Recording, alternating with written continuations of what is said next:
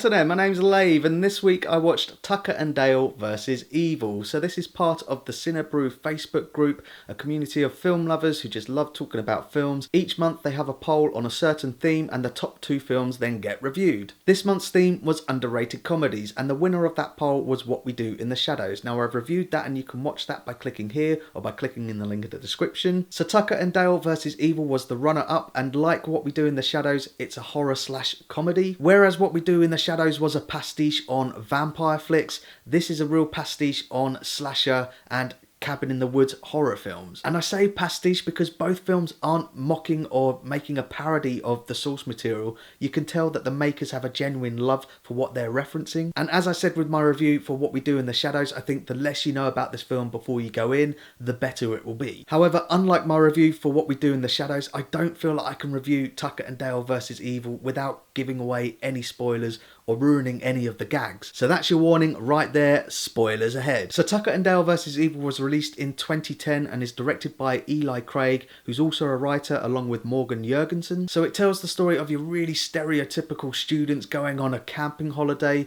You've got your frat boys and your ditzy girls. The lads are all like, Omega Beta, and the girls are all like, oh my god, we forgot our beers. Instantly disliked them and was looking forward to their deaths. All except for Katrina Bowden's character Allison. I liked her. So on their way they keep bumping into 2 hillbillies, Tucker and Dale, played by Alan Tudyk and Tyler Labine. Labine?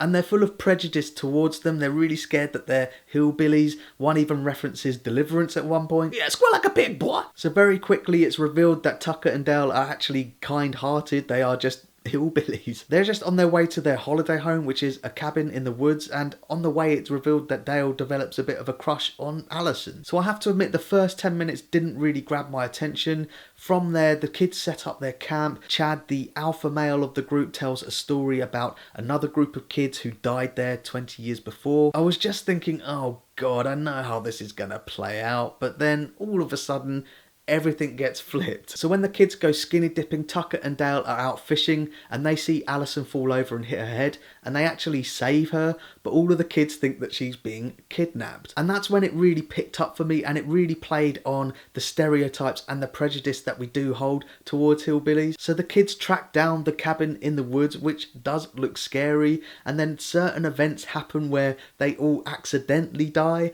and Tucker and Dale think that they're a suicide pact, and it is hilarious. So the first joke that really landed for me, and I don't feel guilty for talking about it because it is ruined in the trailer. It's the bit when Tucker is chopping up logs with his chainsaw and he cuts through a beehive which sets off the bees, so he's running off with his chainsaw in the air like a madman. The kids see this and think that they're being attacked, so one runs off and gets skewered by a tree. I was in absolute stitches. From there things escalate in the vein of Final Destination, where each death becomes more and more gruesome and hilarious. And I actually did quite like the relationship that develops between Dale and Allison, and it all builds to another twist which I won't spoil here, but it was satisfying. But I wouldn't say that I was laughing all of the way through. There were some really good gags in there for sure, and there were certain parts where I felt like, oh come on, just get on with it. But overall I will say that I did enjoy it. I don't think it was quite as good as What We Do in the Shadows, but it's definitely worth giving it a chance. It's streaming on Netflix at the moment. So that's my thoughts on Tucker and Dale vs Evil, and pause the video now if you want to take a closer look at my enjoyment tracker. As I say, it took about 10 or 15 minutes for me to really gravitate towards it. As soon as the first jokes landed, I was on board. I did like the lead characters Tucker and Dale. The best way to really describe this film is that it's a real blend of Dumb and Dumber meets Friday the 13th mixed with Final Destination. If that blend sounds like your cup of tea, absolutely watch it. So thanks very much for watching. If you liked the video, like it. If you didn't like it, dislike it. Either way, tell me in the comments. Omega Beta! Omega Beta!